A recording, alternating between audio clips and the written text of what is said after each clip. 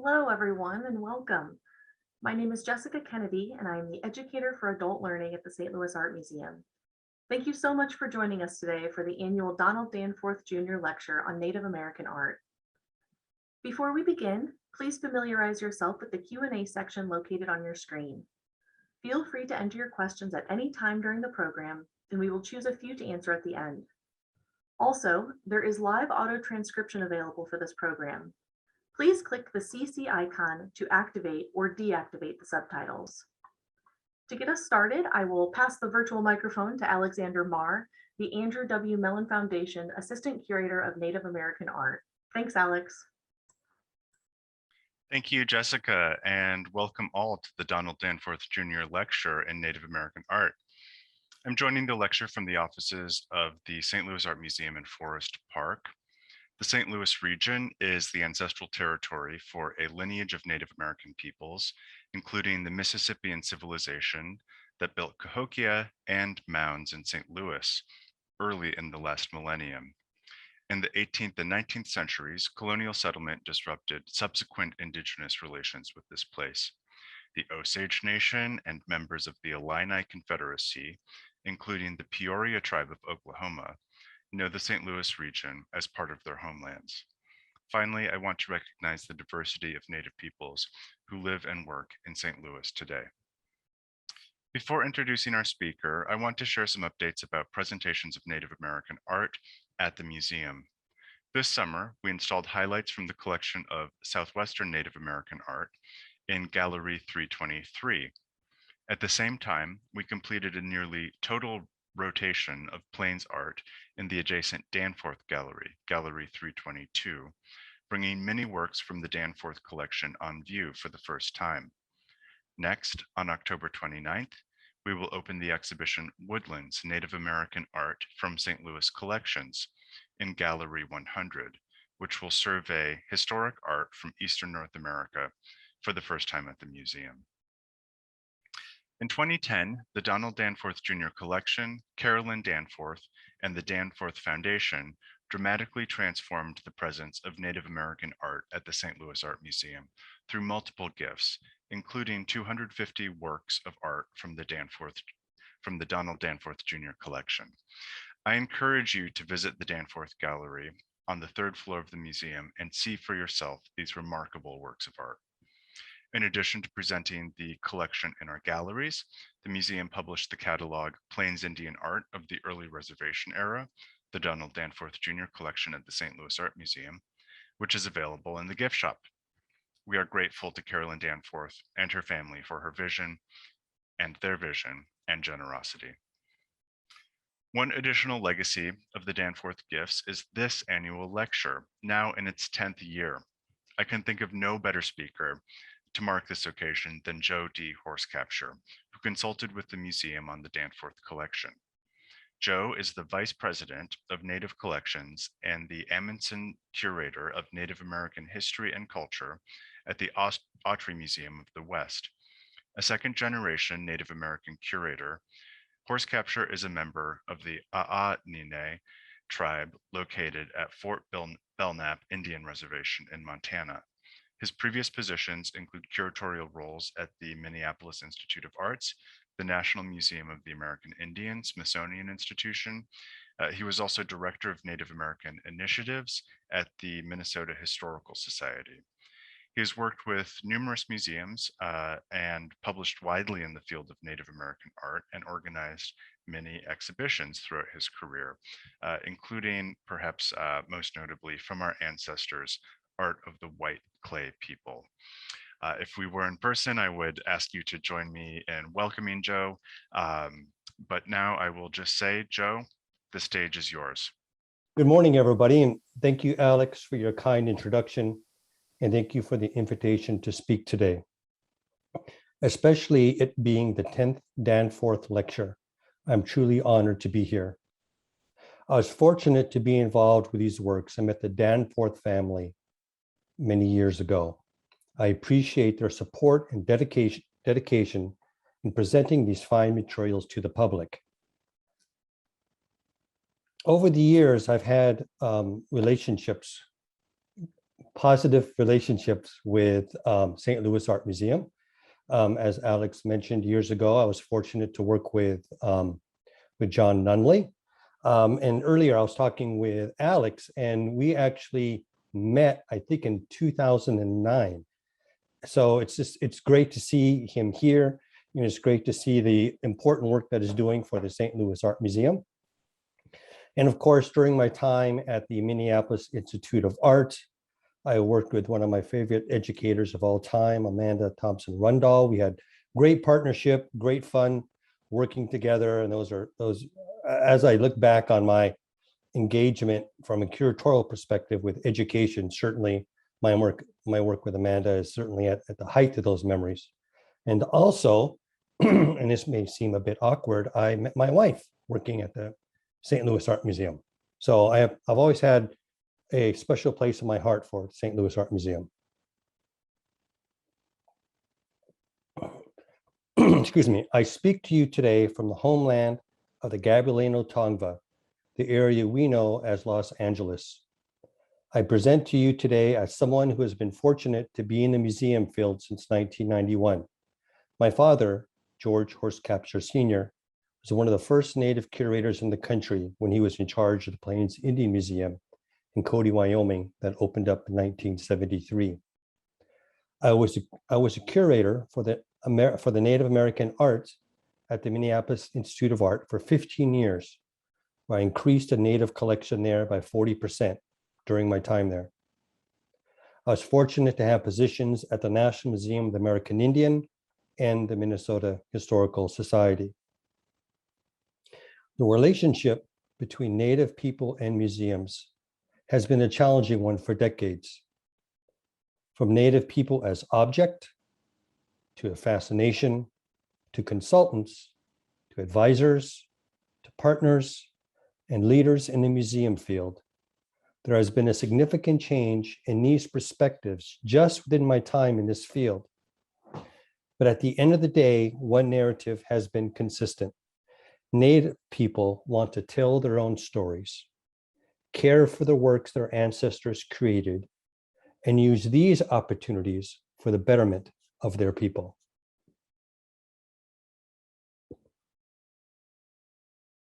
I'm trying to get this thing to, oh, there it is. All right. Ang Papa Lakota holy man and warrior artist, his fight, which is the name his people use, is commonly known as Ja, a name non-Native folks used. Born in 1850, his fight was already accomplished warrior by the age of 17, by the age of 17, and recorded those events on paper, hide, and muslin cloth. He acquired knowledge on how to use plants around him for healing, strength, and horsemanship.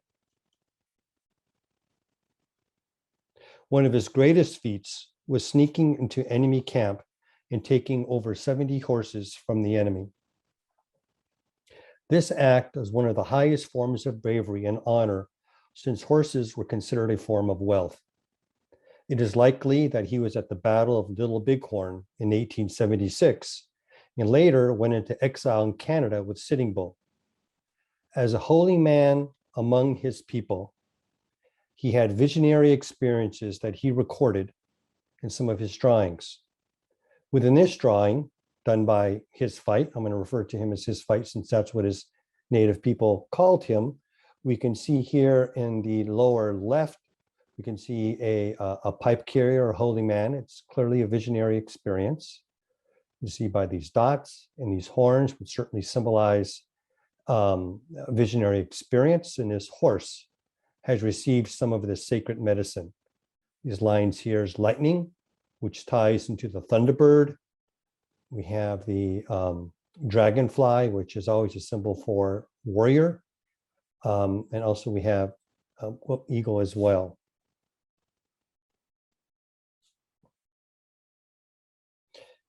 His fight, AKA Ja, drew this image, presumably of himself on this drum.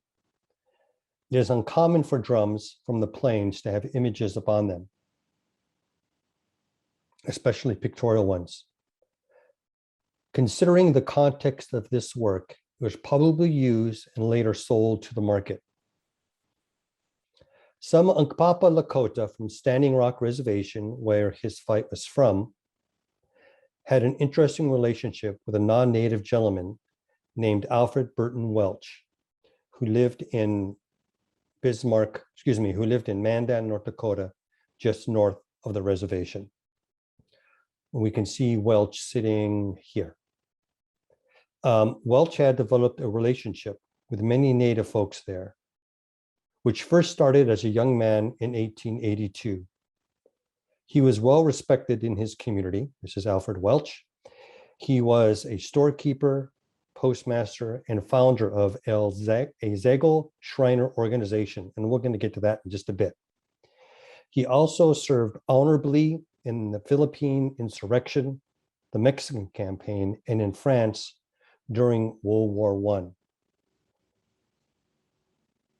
In 1913, Welch was adopted as a son by Chief John Grass during a ceremony at Standing Rock and was given the name of Charging Bear.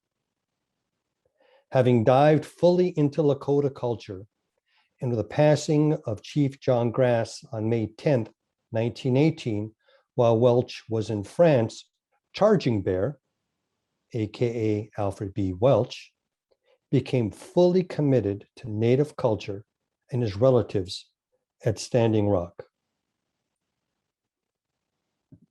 Because of his high standing within the Mandan, North Dakota community, Welch created opportunities for folks from Standing Rock to make a living. Although today the idea may make us cringe a bit, Welch worked with the conductor of the train that was taking people west so they could stop at the Mandan station for a break. Working with his Unkpapa friends and relatives, he organized groups of Native folks to perform and sell their goods to the tourists whom had probably never seen Plains Indians before. And considering this time period,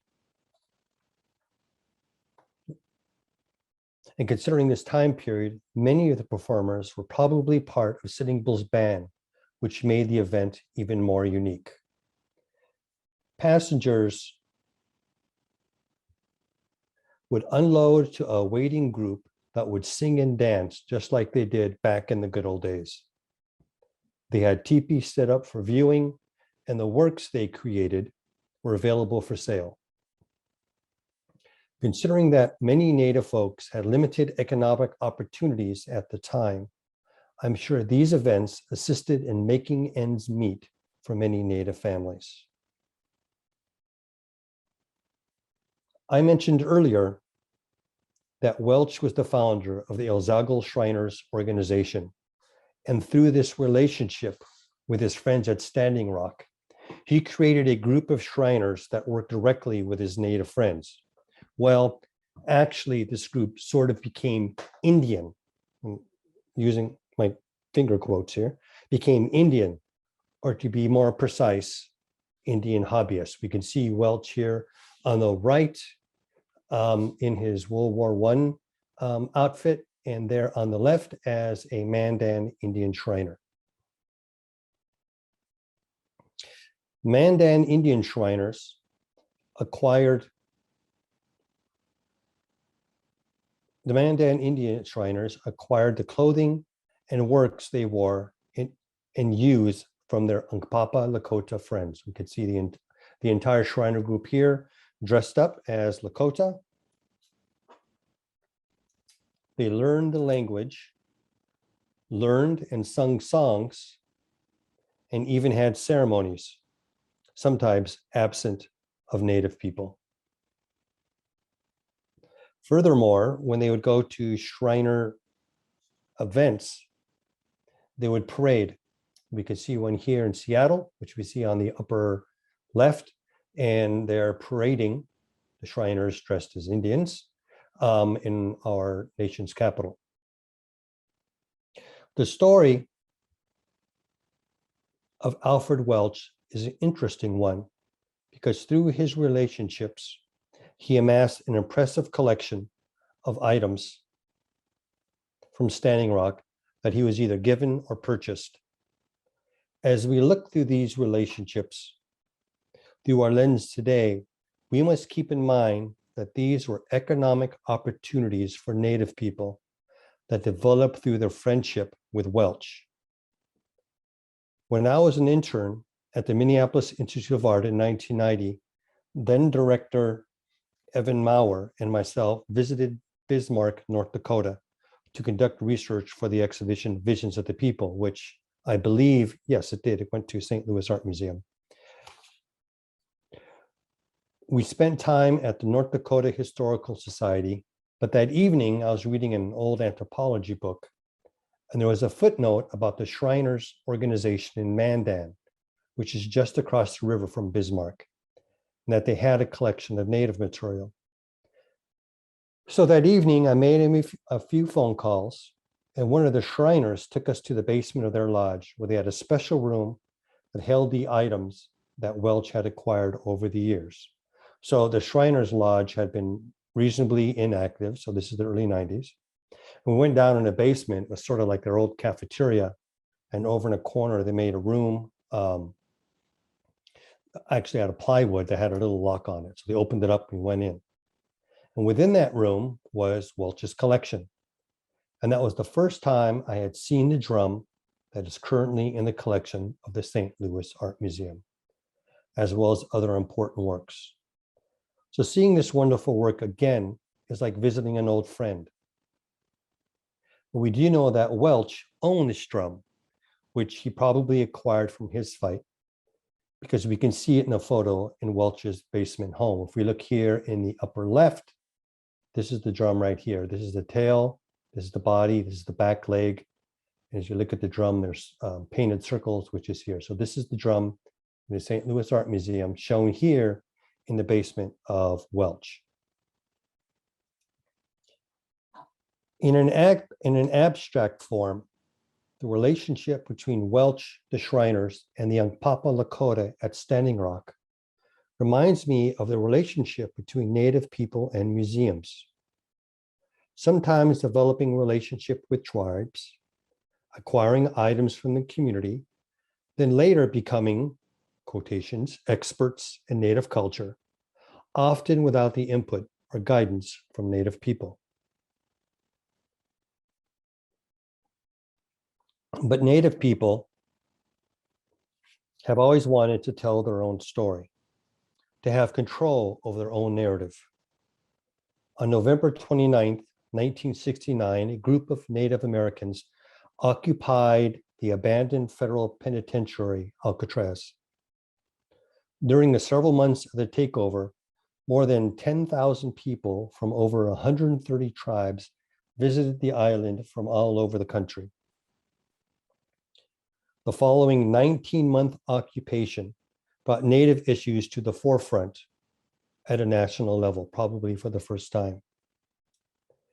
A group of Indian tribes, a group called themselves Indians of All Tribes, because through the relocation program, the Bay Area had a lot of Native people from different parts of the country. And during the Alcatraz takeover, I actually lived there. I was a very young man. My father took us out to Alcatraz in December 1969, and I must have been 6 years old. The group, Indians of All Tribes, created a proclamation that addressed their frustrations, concerns, and demands. It starts out, and I quote, "We, the Native Americans, reclaim the land known as Alcatraz Island in the name of all American Indians by right of discovery. We wish to be fair and honorable in our dealings with the Caucasian inhabitants of this land, and thereby we offer the following treaty. We will purchase said Alcatraz Island for $24 in glass beads and red cloth," end quote. And of course, that's interesting because it refers to the acquisition of land back east in the early days of colonization. What is interesting about this proclamation is this last section of what they wanted to do with the island. Quote, and I continue here, some of the present buildings will be taken over to develop an American Indian museum, which will depict our native food and other cultural contributions we have given to the world. Another part of the museum will present some of the things the white man has given to the Indians in return for the land and life he took: disease, alcohol, poverty, cultural decimation. Part of this museum will remain a dungeon to symbolize both those Indian captives and those who are incarcerated for challenging white authority, and those who are imprisoned on reservations. The museum will show the noble and tragic events of Indian history, including the broken treaties, the documentary of the Trail of Tears, the massacre of Wounded Knee, as well as the victory over Yellow Hair Custer and his army, end quote. This portion of the proclamation makes it clear that as early as 1969, Native people were not happy with the way museums were depicting their culture. And to solve that issue, they wanted to present their story in their own museum. The vision of creating their own museum and cultural center never panned out after the occupation, but the perspective of Native people wanting to tell their own story continued. 3 years later, in Minneapolis, Minnesota, an exhibition organized by the Walker Art Center, yes, the Walker Art Center of the Twin Cities that a couple of years back had the scaffold controversy, an exhibition organized by the Walker Art Center called American Indian Art, Form and Tradition opened. Hosted by the Walker Art Center and the Minneapolis Institute of Art, this exhibition opened on October 8th, 1972, and closed on December 10th. The brainchild of then Walker director Martin Friedman, this project was done in partnership with the Indian Art Association. Featuring over 250 works borrowed from 37 museums, the exhibition was an ambitious effort to present the artistic legacy of Native people. Unlike previous exhibitions about Native art, curator Richard Kozelek and Friedman, who we saw in the previous photo, enlisted the help of the well-respected Ron Libertus, who is Ojibwe in the Twin Cities. Libertus organized community meetings throughout the Twin Cities to get input as the exhibition was being organized. There were several vetting committees. One of the vetting committees approved, or in some cases, reject Native artworks that would be included in the exhibition. They also had vetting committees of all Native people from the Twin Cities and surrounding area that approved text in the exhibition, as well as programming. So the Native community was very, very involved. The partnership between the Walker and through Ron Libertus, the Twin Cities Native community, is an important one. In the early 1970s, it was rare for a large museum to work with Native people, even less so giving them decision-making power in curatorial choices. Libertus and the Walker wanted to ensure that visitors learned about the works from Native people instead of non-Native docents. Young Native students were trained to be tour guides for the exhibition. All programming featured important Native figures like Scott Momaday and Buffy St. Marie. Needless to say, the reception of American Indian art, form, and tradition was well received by Native and non-Native audience. Why? Because the institution made the effort to work with Native people to ensure they were part of the process, that their narratives were shared in a respectful manner, and they had real input on most aspects of the exhibition. More impressive is that the forming of this exhibition was happening while the American Indian movement was at the height of their activism. The American Indian movement, AIM, at the same time the exhibition was happening, had physically taken over the Bureau of Indian Affairs offices in the Twin Cities, demanding change. This is a photo of that takeover. A couple of months earlier, they had confiscated shovels from an archaeological site in Minnesota and burned them and kicked the archaeologists out. What was their reaction to the exhibition? When Friedman, Kozelek, and Libertus toured a group from the American Indian movement through the exhibition, the AIM members were silent, absorbing the installation and artworks.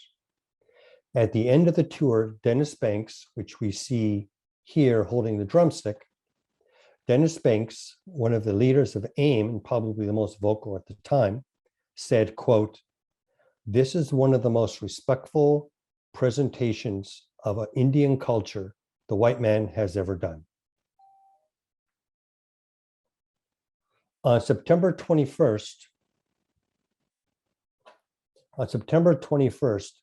under much fanfare, the National Museum of the American Indian opened on the Mall in Washington, D.C. The bulk of the collection came from the High Collection, which was transferred to the Smithsonian in 1990. What made this museum unique is that under the leadership of Rick West, there was a multi-year process of working with Native people throughout the hemisphere, informing their exhibits. Once the museum opened, the criticism ranged from that there was not enough of the collection on display to the exhibits were confusing. Nothing could be farther from the truth. Museum fans are used to Native culture being presented in a specific way in exhibitions they had previously experienced at other museums. But NMAI opened a completely new chapter in how Native people can present their own culture on a national and international stage. The needs of Native communities was on equal footing with the needs of the audience. This was a groundbreaking moment. Just a few weeks ago, the First Americans Museum opened in Oklahoma City. This multi-year effort, led by Jim Pepper Henry and Chief Curator Heather Autone, presents the history and culture of 39 distinct tribes in Oklahoma.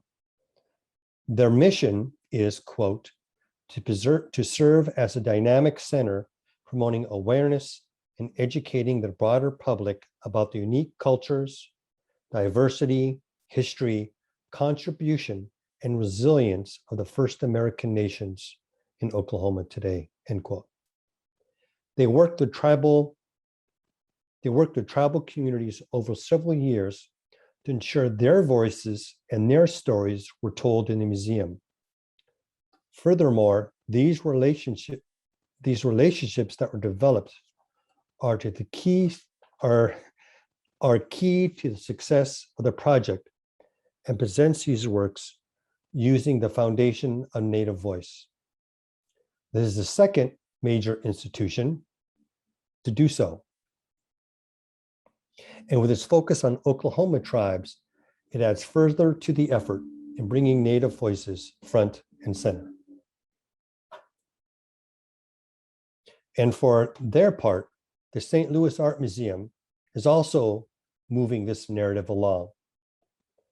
Through a series of installations in the gallery, SLAM is engaging with Native artists with the goal of providing their perspectives. The two more recent efforts featured well-respected Native artists, Deani Whitehawk and Edgar Heap of Birds. Heap of Birds, who is Cheyenne and Arapaho, created a powerful installation that he called Intervention Piece. This work features a circle of men, women, and children's moccasins with a background of current newspapers, clippings from the Cheyenne and Arapaho tribal newspaper. This work makes a clear connection between the past and the present, between the old and the so-called, between the new and the so-called old. Pardon me. For many tribes, dancing in the circle celebrates unity as a people and the idea that life is cyclical. The newspaper articles features challenging stories as well as other stories and signifies that the past is connected today as much as today is connected to the past. And within this context, the ancestors are always with us.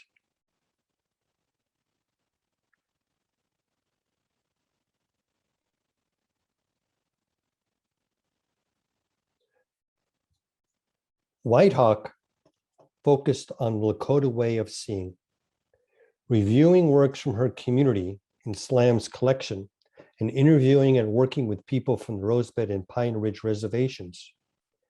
She presented an important worldview for us to appreciate. In her label,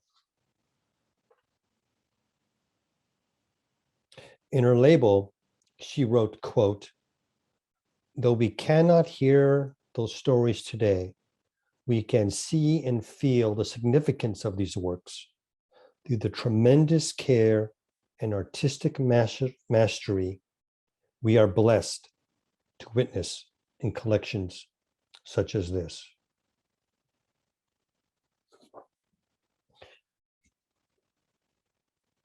If we can take a moment here to follow up on Diani's words, Native American works can be seen from a variety of lenses: ethnography, anthropology, history, art. It really depends on how one wants to view them. But what about Native people? What is their perspective? Of course, I cannot speak for all Native people. I can only speak for myself and those Native friends and family who have had discussions about this topic. Some of these works are the physical manifestation of our ancestors. That is, they are what is physically left of their presence. And those works are critically important to the connection to the past, the present, and the future. They are like little books ready to be read with the right eyes. They have a lot to teach us about life ways, philosophy, daily life, and the spirit world. As we look at these works, we're reminded of our people and those who came before us. Within many Native traditions, these works have a certain amount of power. That is, there is a connection between the owner-user of an object and the object itself. This intangible relationship connects the work and love that went into creating these to the owner. For example, the sole of these great pair of Lakota moccasins is partially painted. We know that the sole is painted from a parfleche, a painted rawhide container that has been recycled for this purpose. As we look closely in our mind's eye, we can see our relatives reusing a worn out work, in this case a parfleche, cutting it in the size of soles for moccasins, and recycling them for this purpose. This set of Lakota moccasins is also important as we try to look through this lens. We are used to looking at moccasins from the top as though they were worn. But as we look at the bottoms, which we can see here, as we look at the bottom, we can see the wear marks from the foot owner. This is the top, this is the arch, this is the heel. These were worn and loved. These important connections needs to be fully explored and developed, because the ancestors' feet were in these moccasins. And now this is an important connection for us. As you look at the back of the drum featured earlier, the one by Hisfite, you can see areas that Hisfite and probably others held it. You can see the area right in here. This ware, commonly referred to as patina, connects us with this work, those that created it and those that use it. This is a tangible relationship between Native collections housed in museums and Native people today.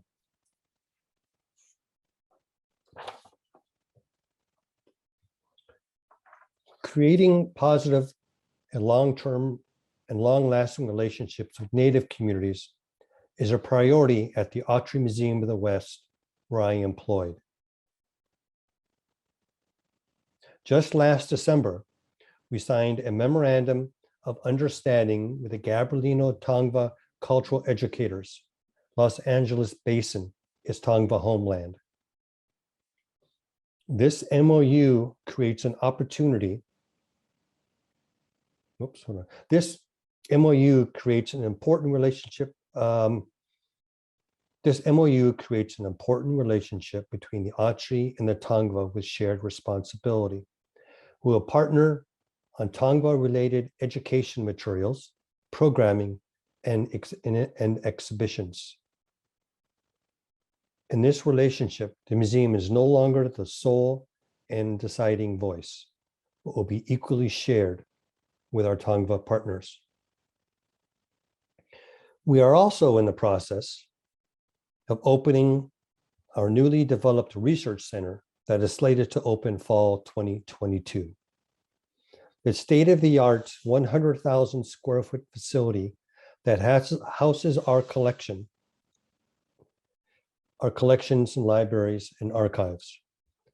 Our Native collection is approximately 230,000 works, not including archaeology, which translates to 70% of the entire Autry collection is from Native America. Shown in this photo, we are currently unpacking the collection from the merger from the Southwest Museum that took place in 1988. Within the facility, the research center, we have areas that were created for Native use. For example, this tribal consultation room can be used for visits from community members to spend time with items from the collection. Furthermore, we have changing rooms so tribal visitors can change into their ceremonial outfits if needed. We have also a small ceremonial room. We also have a small ceremonial garden, pardon me. Hold on here, what's going on here? Okay. We also have a small ceremonial garden that can be used for a variety of purposes. The native plants in this area are native to Southern California and are harvested by members of the local Native community.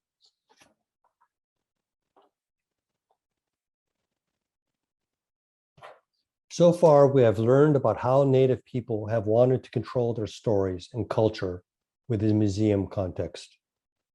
From Alcatraz to the Walker, to NMAI, to the brilliant First Americans Museum. We also understand that these works have special meanings and connections to Native people, shown by SLAM's by St. Louis Art Museum installations efforts. We have also learned that for many, these works are a direct link to the ancestors, and they hold a certain amount of power within themselves. So how do we move forward from here? What are the next logical steps in developing the relationship between these works and Native people?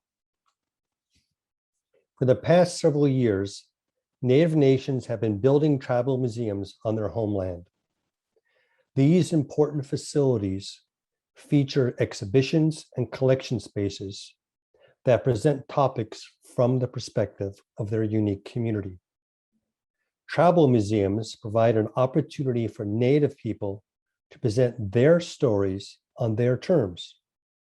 The first one shown here in the United States is the Osage Nation Museum, located in Pawhuska, Oklahoma. This modest museum was built in 1938. Over the years, it has gone through several transformations, but today it continues to play an important role in the Osage community. Just recently, the Mandan, Hidatsa, and Arikara community opened their interpretive center in Newtown, North Dakota. This glorious facility features space for collections, galleries, and community gatherings. Just down the road from me, a couple hours out, the Agua Caliente community are in the final stages of opening their museum, a 40,000 square foot facility that features large sweeping galleries, collection areas, and community space. Like the other two museums mentioned previously, the stories and presentations in this museum will be presented through Native voice.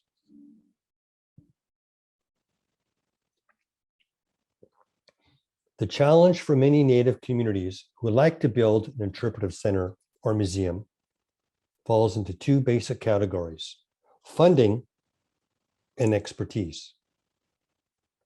As a first step, I propose that U.S. museums with Native collections assist and support the building of tribal museums in Native country as the community sees fit. Large U.S. museums certainly have the expertise and ability to assist tribes in raising funds for these facilities. The second step should be that U.S. museums with collections need to build positive relationships with tribal nations, either through partnerships or memorandums of understanding. With that established, U.S. museums with Native collections should lend their collections to tribal museums on very long-term loans. Since most museums can only display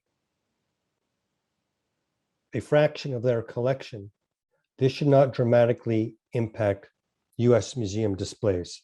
And honestly, the objects will be happier with their own people and be utilized in ways that is impossible in mainstream museums. Through a long-term loan relationships, the U.S. Museum should create internship programs designed to train Native students to work at all levels in the museum field. One's natural instinct is to think, why don't museums just give all the objects back? The US and some states, including California, have legislation that addresses repatriation, but are reasonably limited in scope. In Europe, many museums are actively pursuing the return of material that were collected within a colonial experience. The efforts with Benin bronzes comes to mind. Unfortunately, US museums are not on the same path as European museums, at least not yet. Instead of waiting for US museum organizations to catch up with Europe, long-term loans are a stopgap for now. Once we are on the path of tribal museums being established across the country and long-term loans in place, we need to exercise the third and final step. US museums should no longer collect historic Native material. Instead, potential gift of collections should be directed to tribal museums so they can care for them properly and be studied and utilized by their own people. Of course, US museums need and absolutely should be collecting contemporary Native art because this is an important area and further enhances the artistic legacy of Native people. But in my mind, historic works should be off limits. With this 3-step plan, helping tribal museums be established, long-term loans, and moving and no longer acquiring historic works and instead sending them to newly acquired, possibly acquired to tribal museums. With this 3-step plan, within a generation, the dynamics of US museums with Native collections will change. No longer will US museums have full control over Native narratives because much of that power will shift to tribal museums and Native people. When a US museum wants to create a Native related exhibition, they'll have to work with tribal museums and their community. Some people would call this, quote, decolonization, end quote. I don't use that term. One cannot decolonize an institution that is based on the colonial experience. I feel that the term decolonize or decolonization does not work in the museum experience. Instead, it is reclamation. With these efforts, Native people will reclaim how their stories are being told. They'll reclaim the works their ancestors created and reclaim their intellectual property. Thank you. Thank you, Joe. Thank you. Are you ready for a few questions? We can give it a try. Okay. Okay, so we have a few here. Someone wants to know, are there museums in this country, in addition to the ones you've already mentioned, that you feel demonstrate respectful, collaborative, positive practices for presenting and interpreting Native American art? And or foundations that are leaders in helping to support this sort of work in museums? There are. Thank you for the question. There are, but it's a very slow boat. And I think particularly in these past few years, museums of Native collections are certainly becoming more aware, and they're certainly doing a better job of engaging with Native folks. As I mentioned in my presentation, we're not necessarily where I feel we need to be, but we're certainly getting there. There's a great organization called the Association of Tribal Archives, Libraries, and Museums, known as ATOM, who has an annual conference. And they certainly are starting to open the door through their conference of so-called mainstream museums working with Native folks. So we're moving in a positive direction, but I guess for me, we just need to move faster. Understood. Let's see. Mr. Horse Capture, what projects are you undertaking currently at the Autry? Are there any particular connections between your current curatorial work and the important histories of presentations of Native American art in museums that you've shared today? So I'm working on an exhibition yet to be untitled, opening 2023, where I will bring in 5 community members from different communities. They will review our collections from their eyes through a very thematic theme, I guess you could say, like reclaim or nurture or whatever the case may be. And essentially, they're going to present their view and write the labels. We'll assist them if they need to, in order to present the works from their ancestors. So, even for us, we're moving in that direction as well. We are currently in the process of reaching out to Native museums here in Southern California. We'll expand to California, either museums that are currently being built or in process of being built, to develop a relationship with the goal of, as I mentioned earlier, of creating a relationship for long-term loans. As I mentioned, we have 230,000 Native American objects. We have 13,000 baskets. And at the end of the day, I will never see all those objects. In our galleries at the Autry Museum, a very small fraction of those will ever be displayed. So do we really need 230,000 object sitting in a warehouse and, well, I don't say warehouse, but in a facility in Burbank, or through a long-term loan process as a first step, will they be better served in Native communities? And we feel it is the latter. They'll be better served in Native communities. The last project, which is going to seem a little out there, maybe to some, is if we're thinking about ways to bring the collections out into communities. Some communities don't have facilities, whether it's an interpretive center or a museum, that can facilitate. So instead, thinking of ways, well, how can we bring these designs out? How can we bring concepts out?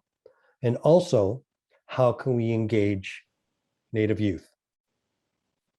So a project that I'm working on is designing culturally specific Native skateboard decks. So the bottom of them will be designed working with somebody from the community and our designer in our collection. Take designs from the Native works that we have here, put them on the bottom of skate decks. And then, so they're very tribal specific. And then go to that specific community and sponsor a skateboard contest and give out these decks and skateboards for free. So we're engaging with the Native community.